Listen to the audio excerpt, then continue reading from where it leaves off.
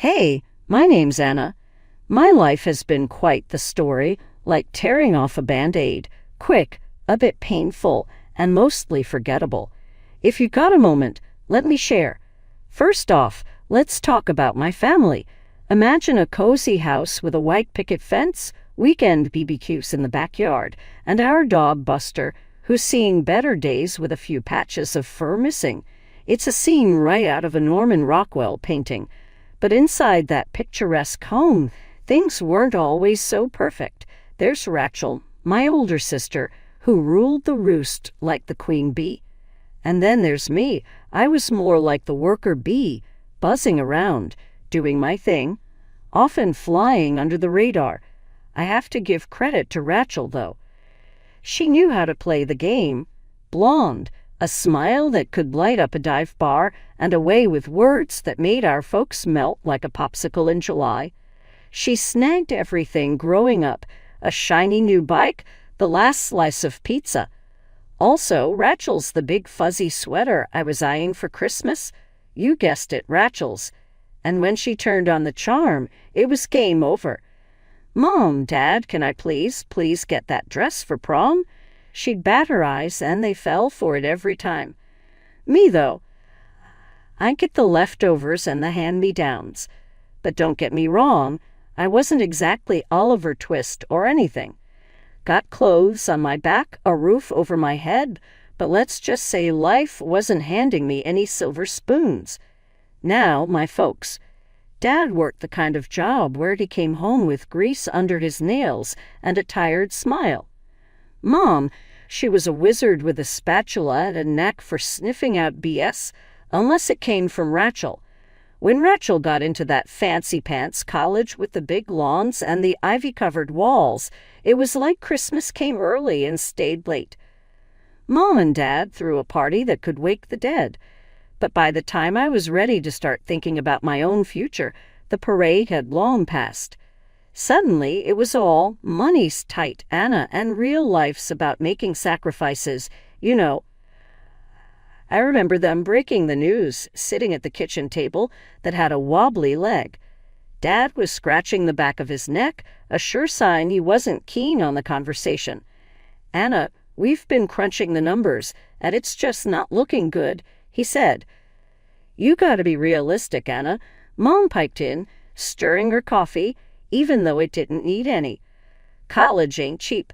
Maybe it's time you think about getting a job, help out a bit."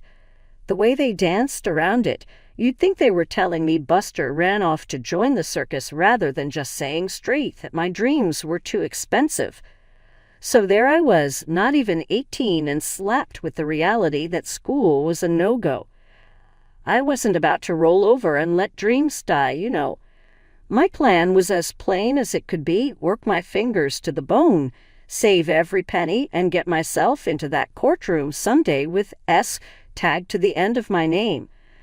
The jobs I had weren't glamorous by any stretch. By day, I was slinging coffee and dodging pastry crumbs. By night, I was up to my elbows in suds, washing dishes at a diner that had seen better days.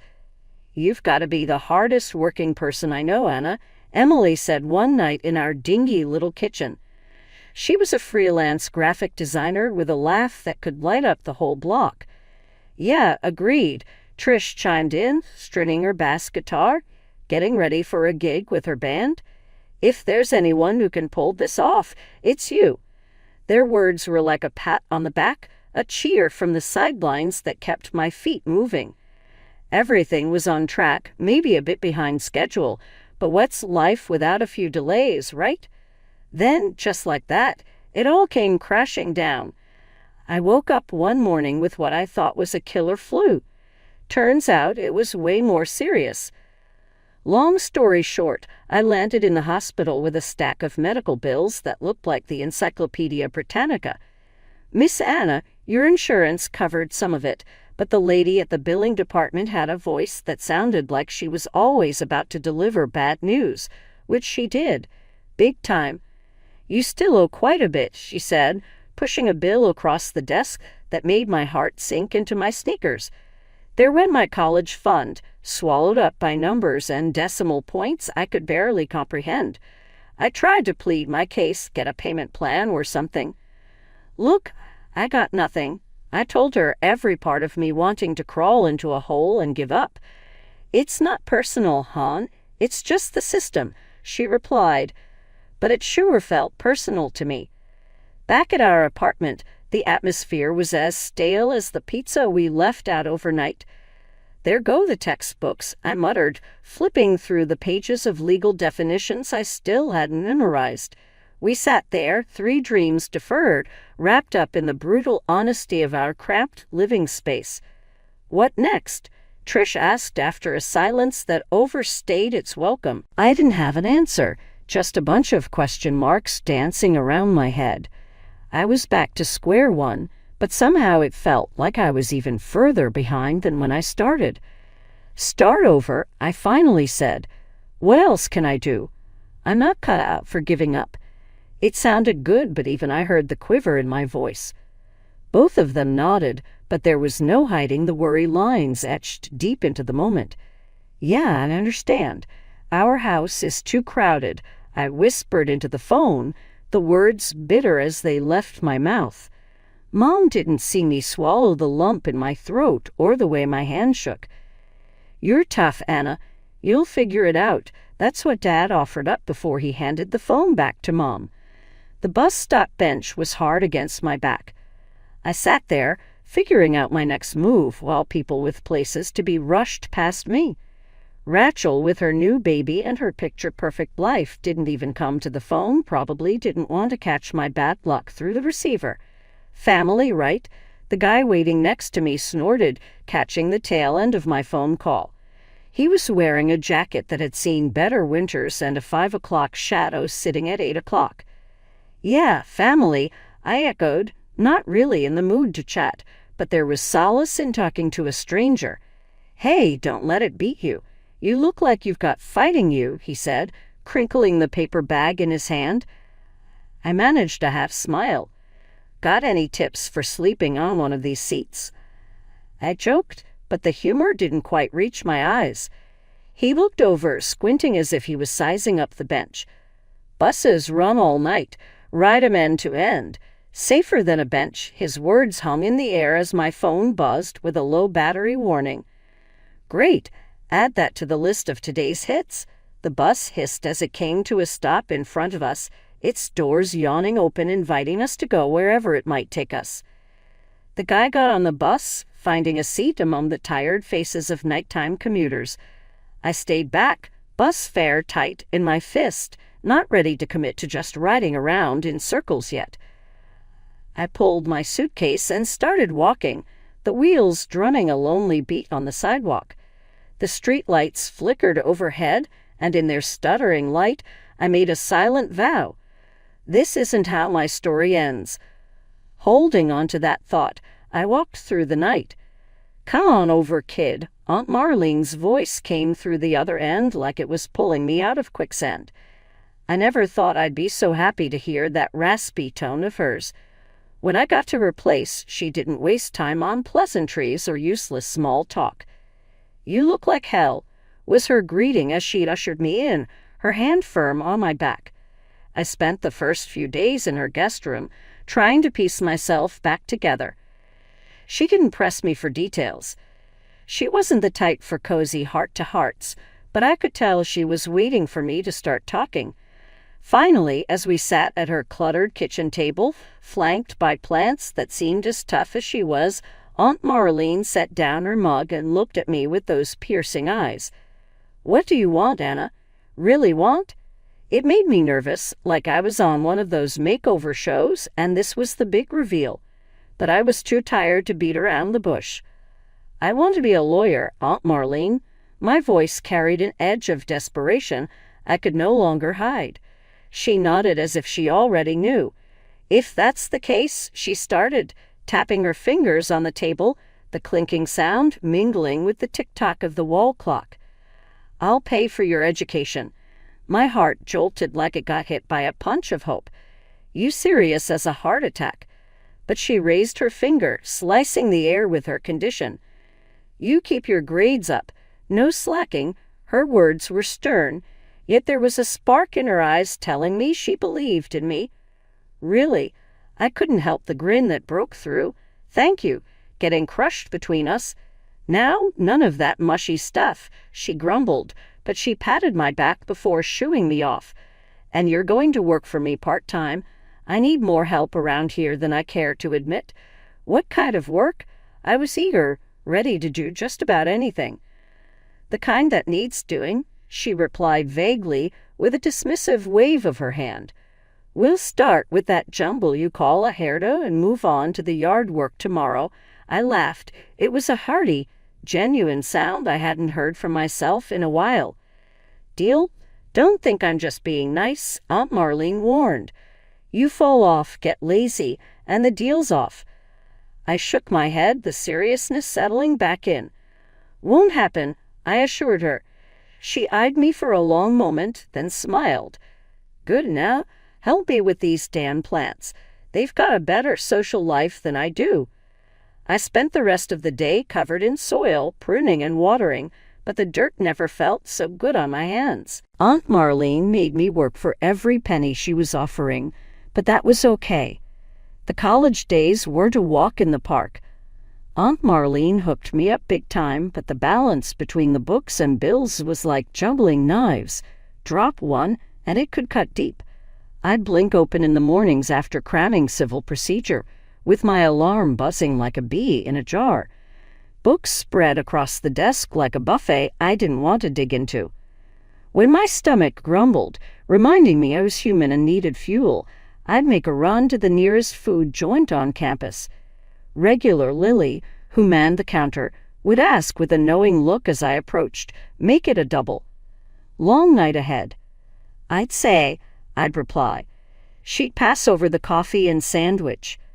"You're going to burn out if you keep it like this," she'd warn. "Can't burn out when you're on fire," I'd quip, even though I felt more like kindling than a blaze. Nights turned into a blur of flashcards and frayed nerves.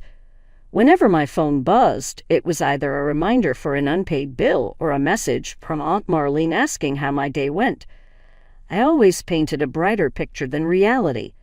Then everything shifted suddenly. Aunt Marlene fell seriously ill, life-threateningly ill. I held her hand countless times in that unnaturally quiet hospital room. I couldn't find the words. What do you say when the person who's your anchor is falling apart?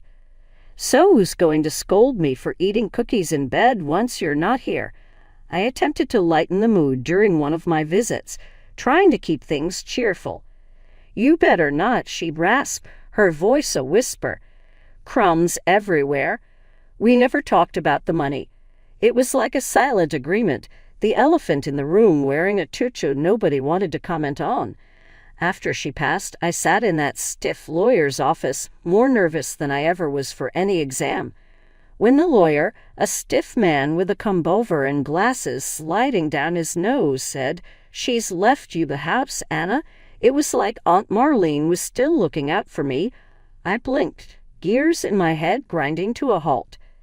"The house?" He fiddled with papers. "A considerable amount for your student debts.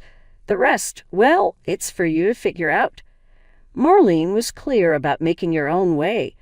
Despite the knot in my throat, I asked, "Did she say anything else?" "Just that she believed in you," he adjusted his glasses. "And that she'd haunt you if you gave up." I laughed through the tears. That was Aunt Marlene, all right. Leaving the office that day, I felt heavier and lighter at the same time. She gave me a legacy, not just in bricks and mortar, but in the belief that I could finish this last lap without her. I was neck-deep in prep for the next big exam when I heard the knock, 3 sharp raps, the kind that tell you this ain't going to be a friendly how do you do. Pushing open the front door of Aunt Marlene's, my house, there they stood, Mom, Dad, Rachel, and her husband, Dave, like some grim reunion. Rachel wasted no time.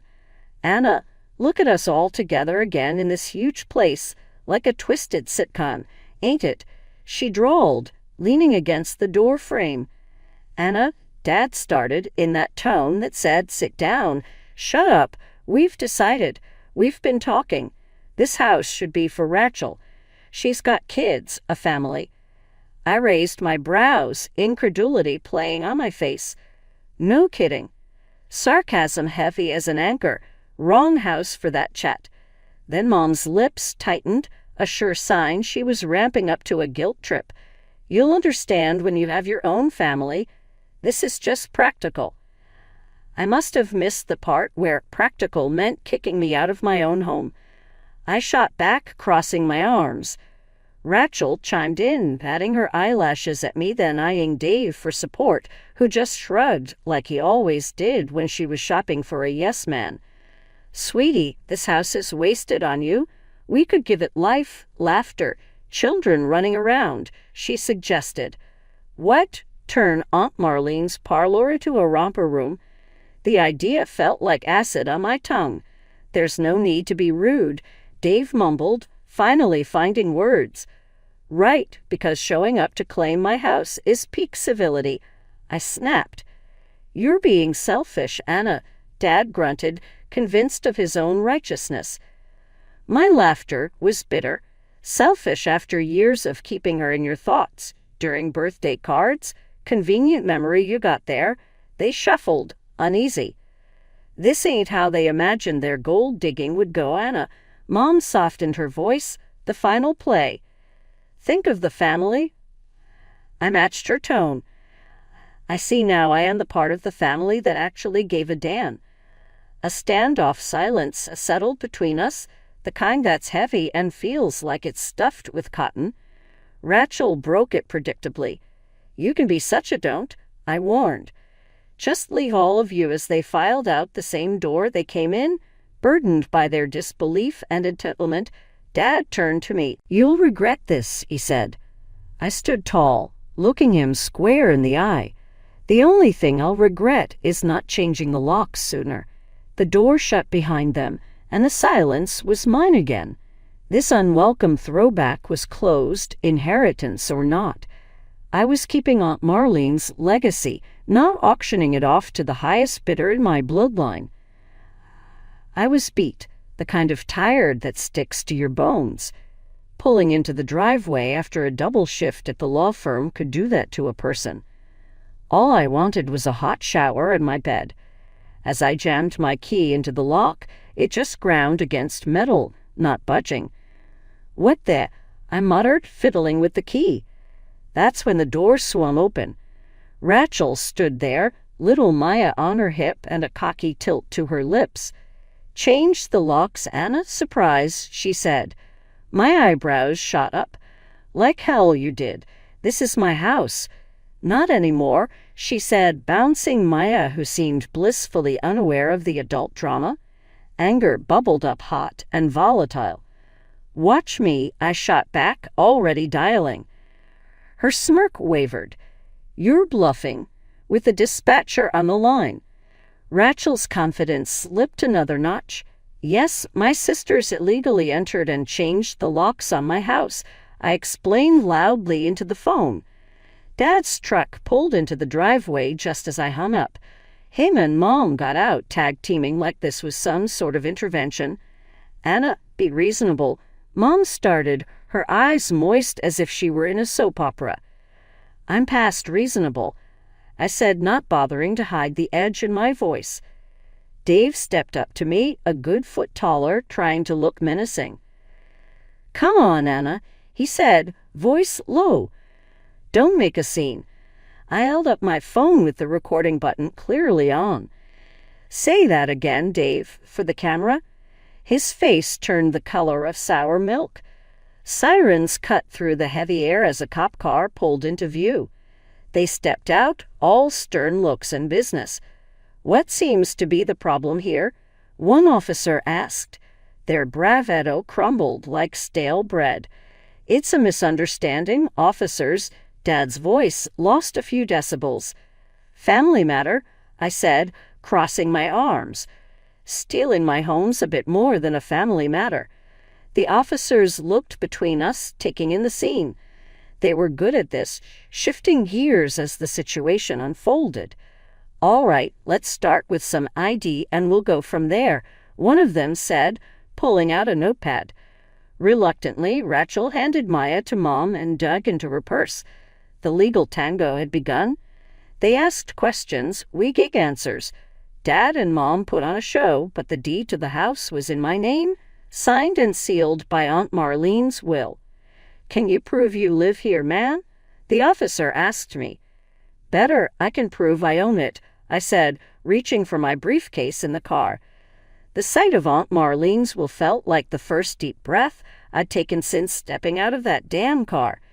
The officers read it, their eyebrows lifting and dipping as they took in the legalese. "It seems clear to us," the officer said, folding the papers back into the briefcase. "I suggest you hand over a set of keys to Miss here. Otherwise, we will have to proceed with charges for breaking and entering and unlawful eviction." Like pulling teeth, Rachel gave up a set of keys. Mom and Dad hushed up quick, and Dave, well, he looked like he wanted the ground to swallow him whole. The cops escorted them off the property. Mom shot me a look like I'd kicked her kitten, but the law was the law. No room for sob stories. The door closed behind me with a click, like the final word in an argument. I leaned against it, the rush of adrenaline making my hands shake. Exhausted, I sludged into the kitchen to make a much-needed cup of coffee. As the kettle boiled, I thought about what my next move should be. The hefty click of the final lock snapping into place felt like the end of a long, bad joke. My house, now fortress, needed just one more thing to be perfect. "Maybe I'll get a big, nasty dog," I muttered to nobody in particular. I wasn't much of a pet person, but the thought of some drooling monster that could scare off any would-be family intrusions brought a smirk to my face. Weeks stripped by. The silence from my family's end was louder than any shouting match we'd ever had. No calls, not even a lousy text. Sometimes deep in the night. When the work was done and the quiet was too much, I'd find myself on Rachel's social media page. She had a knack for the dramatic photos of the kids. All sad eyes and pouty lips. Captions nipping at my conscience. Little Timmy sure wishes he had a yard to play in. And Maya's 3rd birthday without Auntie Anna. I chuckle every time. Did she think I had amnesia? That I'd forget why I stood my ground and take pity? I remember the days when I begged for money to pay for my studies, and all I got were fancy speeches about responsibility and tough love. I can still feel the cold slamming of the door when I was broke and covering, and they told me they had no room. The way my own bedrock, my foundation crumbled to dust beneath me. Nah, my new life was my making, my dues paid in full, my battles fought with no one in my corner. No amount of puppy-eyed pictures would change the history they wish I'd forget. I thought about posting a reply once, something snappy and a bit mean, but why bother? I had work to catch up on, a stack of files on my table that didn't give a damn about family feuds. I had clients who depended on me, and that was the reality I chose to engage with. Sometimes late into the evening, I'd pour myself some bourbon neat and sit in my backyard. The backyard they wanted to take from me, and I'd savor the quiet. I'd think about that guard dog again, a big one with a bark that would make my folks think twice before stepping onto the porch. Maybe a Rottweiler or a Mastiff, something with bite. My phone stayed quiet, a dead limb I'd long since learned to function without. And when I'd finally hit the sack, I'd sleep the sleep of the just or the wicked. I didn't mind either option. I didn't have any guilt keeping me up at night, no nagging thoughts about what could have been. I simply enjoyed the peace of knowing that everything around me, from the walls to the roof, belonged entirely to me. The last thing I remember every night was the faint idea of getting that dog. Maybe I would, maybe I wouldn't, but the choice was mine, and that was good enough for me.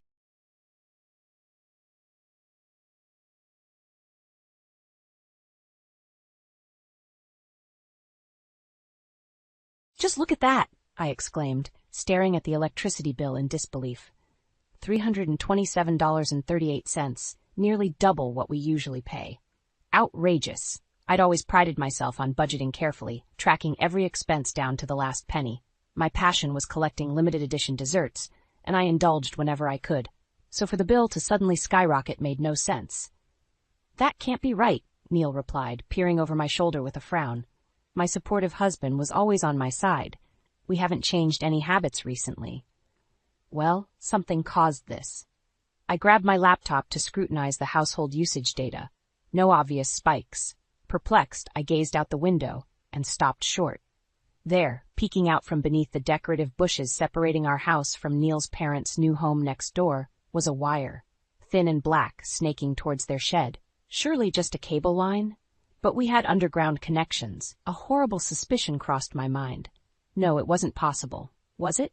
Just last month, Neil's parents Vera and Hank had moved into the newly constructed house on the lot beside ours. Neil and I had welcomed them warmly despite Vera's tendency to overstep with unsolicited parenting advice. I'd written it off as her quirky way of showing warmth. But now... "Neil, look," I gestured out the window. As he spotted the wire, his eyebrows shot up. Without a word, we stepped outside, circling the bushes to trace the wire's path. It ran directly from our external outlet to Vera and Hank's shed. Our mouths fell open as we exchanged stunned looks. "No way," Neil uttered in disbelief. "They can't be." Anger and hurt welled up inside me. They'd seemed so friendly, so supportive. Had it all been an act? Just then, the back door of their house opened. Vera breezed out carrying gardening shears, calling over her shoulder, "Be back in a minute." Spotting us, she changed course, bearing down with her usual overbright smile, the one I now realized never reached her eyes. "Well, hi there, neighbors," she trilled. "Taking in this beautiful sunny day?" I crossed my arms. No more playing nice while she played us for fools. "We were just investigating something strange," I said bluntly, stepping aside so she could see the wire. "Would you happen to know anything about this?" Vera's gaze bounced from me to the wire and back again. For a brief moment, her smile faltered, but then she waved a hand and laughed. "Oh, that old thing. The builders must have left it behind." Even to me, the excuse sounded feeble. She trailed off under my stern gaze. Neil stepped forward, fists clenching. "Have you been stealing our electricity, using this wire to tap into our supply?" His voice shook with anger and betrayal. Vera reeled back. "What? How dare you?" She glared venomously. "I was just trying to cut costs. Our retirement budget is stretched thin. Surely you understand." At that, the floodgates opened. I lost my composure, shouting at her audacity. Neil joined me, demanding answers about the ethics of stealing from family. She alternated between righteous indignation and half-hearted apologies. The confrontation left me reeling and even more hurt than before. That evening, after Vera had retreated in a huff, Neil held me as I cried bitter tears over the shattered remains of what I'd thought was a supportive, loving family relationship. How could they betray us like this, and what else might they be hiding? I couldn't even bear to tally up how much they could have stolen over the past month. Hundreds of dollars we'd worked hard for, callously snatched away without a thought for how it would impact us. Gazing at our electricity bill later that night, I set my jaw. The Vera and Hank I thought I knew would never do something so underhanded, which meant I'd never actually known them at all. The realization stung, but it sparked a steely determination within me.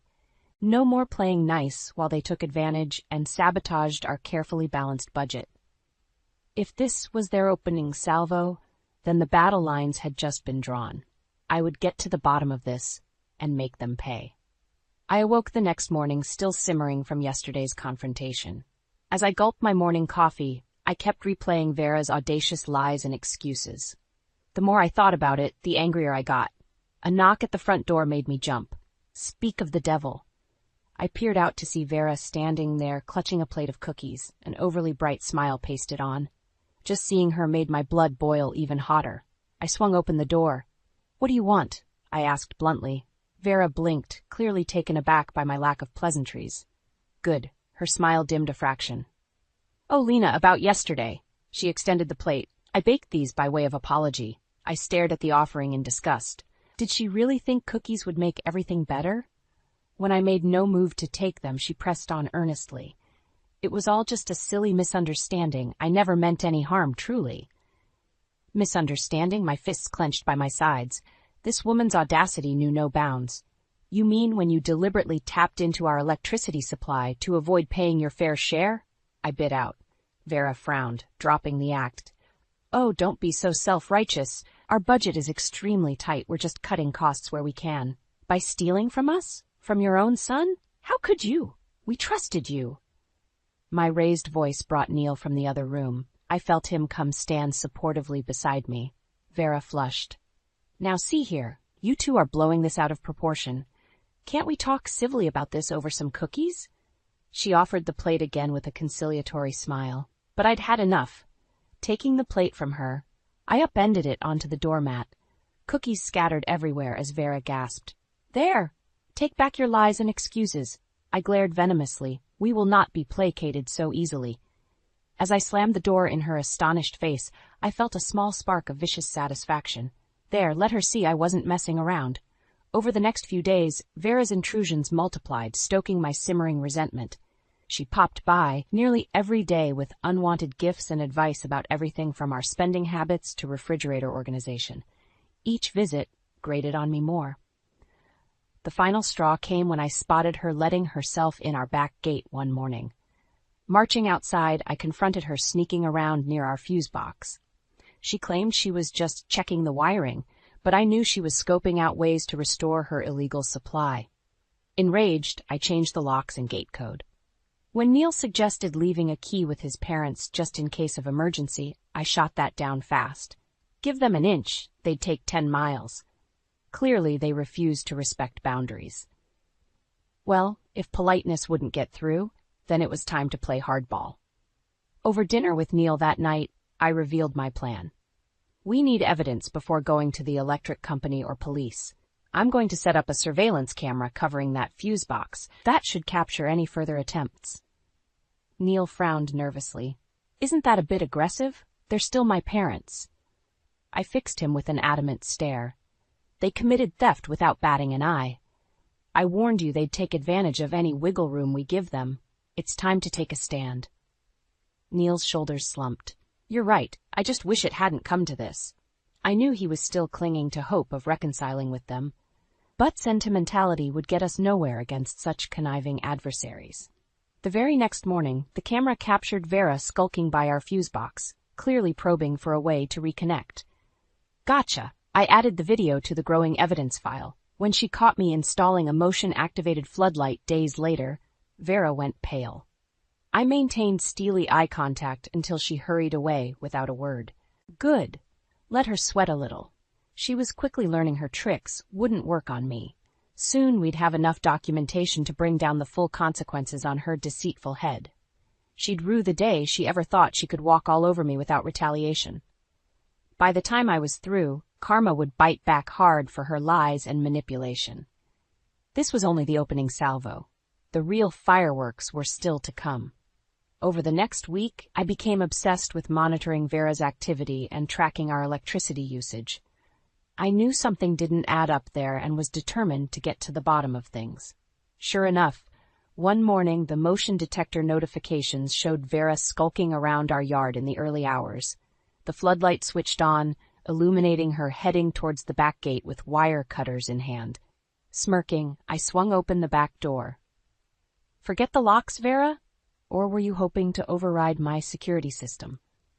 She jolted, hiding the cutters behind her back. Lena, I was just, checking the wiring connections back here.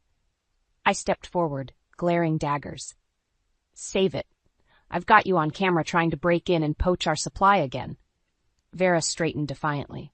You can't prove anything. I'm well within my rights to check wiring on my property. The only thing you have a right to do is stay the hell away from our house, I shouted. Give me those. I lunged for the cutters, but she dodged me. We struggled briefly before she wrenched away, lips curled in a sneer. Have it your way, then. But this isn't over. I promise you that. She turned and stormed off. Seething, I relocked the gate and rearmed the security system. How far would that deranged woman go? Over the next few days, Vera kept her distance. But my anger simmered, erupting one evening when our latest electricity bill arrived. I tore open the envelope and scanned the total, $412.60. What? I exploded, making Neil jump. Even after locking them out, it keeps getting higher. Neil's forehead creased with worry. Are you sure the motion lights aren't causing it? I shook my head firmly. I've accounted for every variable. Something fishy is still going on here. Suddenly the doorbell rang. We exchanged wary glances before Neil opened it to reveal Hank standing there, shuffling nervously. We need to talk, he mumbled, not quite meeting our eyes. It's about the wiring issues. I crossed my arms, steeling myself. Go on, then. Hank cleared his throat. Vera wants to bury the hatchet, and we'd like a key made just in case you two are ever unavailable and an emergency repair is needed. My temper flared again. Give them access after everything? Not a chance. I jabbed a finger at Hank's chest. You mean give you free rein to keep tapping our power? Hank backed away, protesting. Neil quickly intervened before things escalated further. After Hank retreated in a huff, Neil gave me a serious look. We can't keep fighting them like this. What if we sit down civilly and try to sort this out? I bit my lip, considering. As much as I hated to admit it, maybe we did need an open conversation before things spiraled irrevocably out of control. So a few days later, Vera and Hank sat stiffly on our couch while Neil mediated. I stated my case bluntly. The unchecked electricity drainage had to stop, or we'd take legal action. Vera alternated between superficial apologies and rambling excuses, while Hank stared at the floor. Eventually, Neil negotiated a tenuous truce. We'd refrain from formal complaints if the electrical issues ceased immediately. After they left, Neil gave me a pleading look. Let's give them one last chance before escalating this further. Though it grated on me, I reluctantly agreed. One final opportunity to make things right, before my vengeance hammer fell with full righteous fury. In the following days, I still patrolled for suspicious activity, but when our next bill showed only a marginal increase, I allowed my guard to lower slightly. Maybe they were actually holding up their end for once. Either way, the surveillance would continue. I wouldn't be fooled again by their facade. Soon I'd know if this truce was genuine, or merely the quiet before their next brazen attack.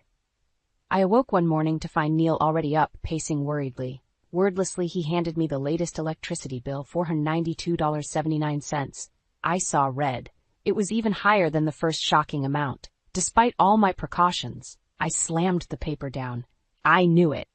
They blatantly lied about stopping their deceitful schemes. It's time to bring down the hammer on them. Neil wrung his hands anxiously.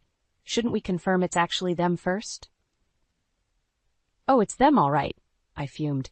Now we're getting the electric company involved to trace this. Whipping out my phone, I called to demand an urgent investigation. The following afternoon, I escorted the technician towards our fuse box, scanning for any sight of Vera and Hank. If they caught wind of this inspection, there'd be hell to pay. Luckily, their house appeared silent. The tech removed the box cover, examining the interior wiring with a practiced eye. As he shifted to inspect the ground wire connections, he paused. Well, that shouldn't be there. I hurried over to see him tugging on a cable that had been very deliberately wired into our supply line. My fists clenched with rage. Gotcha! I knew they couldn't resist resuming their illegal connections. Their audacity knew no bounds. The technician shook his head. You've got a tap wire spliced directly into your power. Draining it right off, too. He traced the cable behind our bushes. Looks like that house next door. I threw my hands up furiously. I knew it. Those lying snakes swore they'd stop stealing from us. Wait until I expose their thievery to the whole neighborhood. I whirled to storm next door and confront them, but Neil grabbed my shoulders gently. We have solid evidence now. Let's make a plan first before charging over there.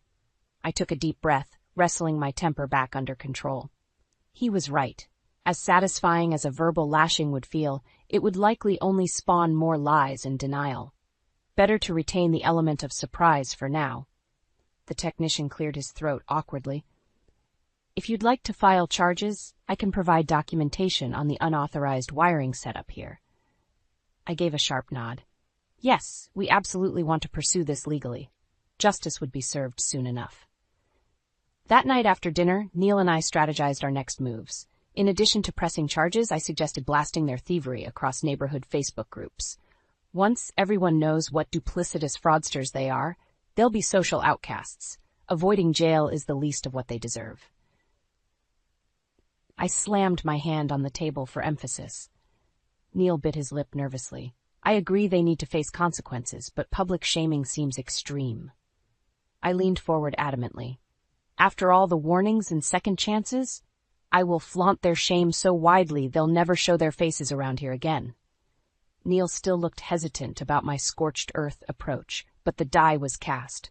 After tomorrow's confrontation, one way or another, Vera and Hank would regret the day they ever targeted me as an easy victim for their deception.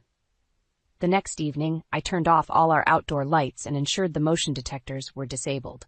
Under cover of darkness, the technician arrived to sever and remove Vera and Hank's parasitic connection. Phase 1 of retaliation was complete. At sunrise, after double-checking the cables had been separated, I dialed the police dispatcher with Neil beside me.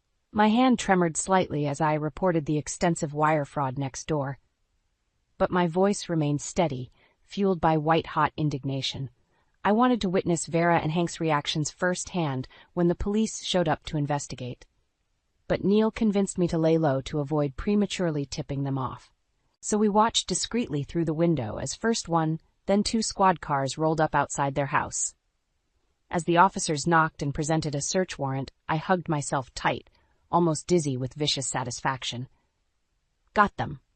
After all the lies and manipulation, their web of deception was unraveling before my eyes. Soon they'd be facing criminal charges, and once word spread about their shady exploits grifting naive neighbors, their remaining reputation would be left in tatters too. I finally exhaled, feeling the knots of tension start to loosen within me. The confrontation would come soon enough, but for now I'd scored a decisive victory against their underhanded scheming. Watching the police continue scouring Vera and Hank's home for illicit connections, I allowed myself a small smug smile. Justice was finally at hand. In the aftermath of the police visit, an uneasy quiet descended on our normally peaceful neighborhood. I kept vigilant watch out the window as whispers spread about Vera and Hank's shady wiring scam. When curious neighbors knocked to probe us for details, I remained tight-lipped. Let the authorities handle things from here. Though it took immense self-restraint not to blast Vera's misdeeds from the rooftops myself, I waited to see how the investigation unfolded. Sure enough, a few days later, Neil spotted a certified letter in their mailbox, addressed from the county clerk's office. Subpoena for evidence, no doubt. The wheels of justice were turning. My smug satisfaction only grew when I peered out the window later to see Vera emerging red-eyed and distressed from a shouting match with Hank. She must be waking up to the severity of the charges they faced with their little larceny scheme unraveling fast. As I watched her hurry tearfully back inside, I couldn't suppress a vicious smirk. Where were her snide excuses and haughty denials now that hard proof had been found? Serves her right. Maybe the threat of jail time would make her reflect on toying with decent, law-abiding folks. The sight stirred conflicting emotions in Neil, though. That night over dinner, his brow remained deeply furrowed. Do you think I should try talking to them?" he suggested tentatively. "Plead for leniency with the DA before an indictment comes down?" My hand clenched furiously around my fork. Lenient? Is that what their deceit and manipulation warranted? When they'd shown no mercy towards our hard-earned money or trust in family bonds?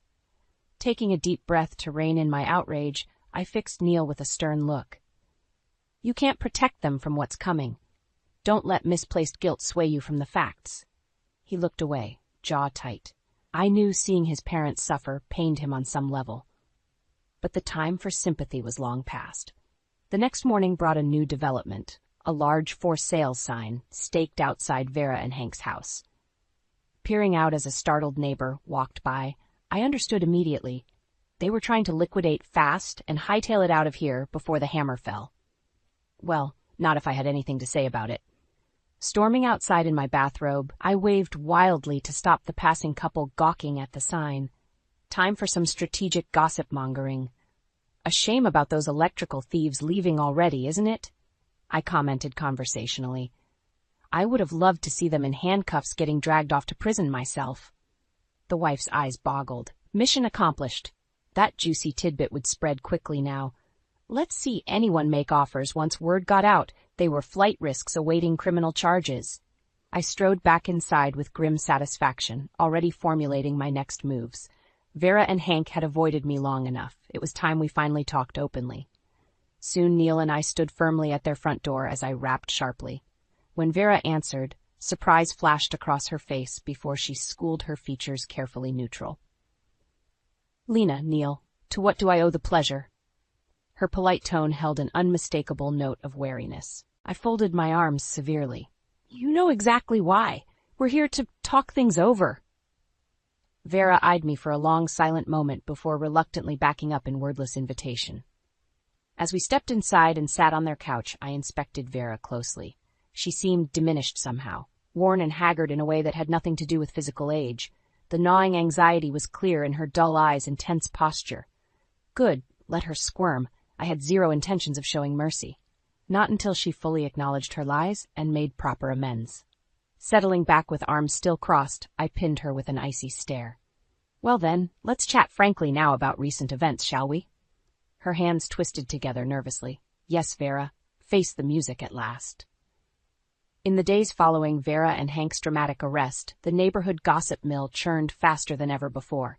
Supportive friends stopped by, eager for updates while casting disdain on that awful thieving couple. I remained discreet with details, but made sure everyone knew they'd admitted guilt to us directly. Let Vera's illusions of sympathy for her plight be crushed. Neil busied himself advocating for leniency, against my advice. "She still deserves imprisonment for the betrayal of family," I argued hotly. Neil just sighed. "Harsh sentences won't undo the damage, though." Though it irked me letting Vera off lightly, Neil's pure heart wouldn't wish crushing punishment on anyone. A week later, Neil got an update call from Vera's lawyer. In exchange for testimony on other neighborhood scam incidents, she'd gotten off with probation and heavy court fees. I scowled angrily at the news. A light slap on the wrist. Where was the justice for nearly $1,000 stolen from us over numerous months? Storming outside that afternoon to retrieve the mail, I paused, seeing Hank shuffling forlornly around their for sale sign. His worn complexion and disheveled appearance testified to many sleepless, stressful nights since their crimes had come to light. Good. Let the weight of consequences torment them a while longer. Skirting widely around Hank, I went back inside, feeling sour. Neil tried reassuring me again. "She's banned from our property at least, plus the public shaming. Isn't that enough?" My temper flared. "Hardly. That woman slithered out of any real punishment for her misdeeds. Well, we shall see."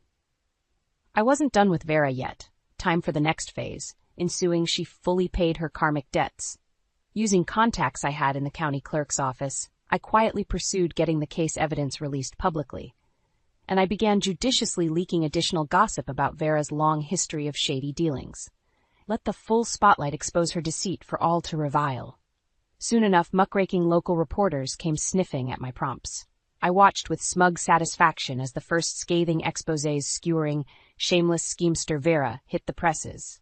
As if on cue, my phone pinged with a neighborhood watch alert. Vera had been spotted yelling tearfully at a reporter to leave her alone. Music to my ears. Clearly, the non-stop public harassment was taking its toll. Over dinner, I showed Neil the alert triumphantly. Now she's getting a taste of consequences beyond the courthouse. But instead of matching my fierce grin, Neil paled. "This seems less like justice and more just cruelty now," he said quietly. "She's clearly paid for her crimes already." I smacked my hand down furiously. "How can you say that? Mere fines and hand slaps while she sobs about harassment. I won't rest until she fully understands the pain her deceit caused." Neil just gazed at me sorrowfully. Stung, I turned away. Why couldn't he see I was protecting us from further exploitation? The next morning brought a new bombshell. I spotted a local real estate item announcing Vera and Hank's house had sold for a fraction of its value after sitting unpurchased for weeks. Ha! Undoubtedly the non-stop media spotlight had scared away any serious buyers. Sweet justice. Perhaps the financial blow would finally dent Vera's defiant spirit. Sure enough, later that day a moving truck rolled up outside their house. I watched with vicious satisfaction as a weary, broken-looking Vera supervised movers hauling shabby boxes out to the truck unassisted by any friends or family. In her expression of utter defeat, I recognized the bitter taste of karmic retribution at last. She was getting every bit of what she deserved. Soon I'd be fully rid of her deceptions and delusions of grandeur for good. Let her start over penniless and friendless elsewhere. As the moving truck finally pulled away, exhaust fumes momentarily obscuring Vera's face, I lifted my chin in cold triumph. I'd won. In the weeks after Vera and Hank's ignominious exit, the neighborhood gossip mill continued churning. But with the primary culprits gone, intrigue gradually faded. Soon talk turned to more mundane matters, and benign normalcy returned to our quiet corner of suburbia. Neil and I gradually adjusted back to our familiar routines free of toxic drama. With our backyard now a serene vista instead of an anxiety minefield, my guarded hypervigilance eased. I took smug satisfaction seeing new friendly neighbors move into Vera's former house, restoring community spirit. One afternoon while gardening, I made casual small talk with them about selecting new fence plants without the old electrical complications. Goodness, we'd heard rumors the previous residents were problematic, the wife said, eyes round. Something about stealing utilities? How dreadful for you! I smiled blandly, holding off from fueling rumors. Let the Vera debacle fade fully into the past now. That night I sorted through old papers and spotted evidence records from the wire fraud case. I paused, Vera and Hank's embittered faces flashing through my mind. Then I firmly shoved the papers in the shredder. Piece by piece I disposed of the last lingering vestiges of their existence cluttering my orderly world. Soon I could close the book on that chapter for good. With them off, reinventing themselves elsewhere, I finally had closure. Meanwhile, Neil seemed to relax as well, now that his parents were safely out of legal jeopardy and time had passed since the arrest scandals. We settled fully back into familiar routines. After returning from his teaching job one day, Neil wrapped me in a grateful hug. I'm glad we can just focus on us again. No more disputes interfering with enjoying each moment together. I squeezed him back happily, the past year's stresses dissipating further. Harmony was worth far more than any revenge.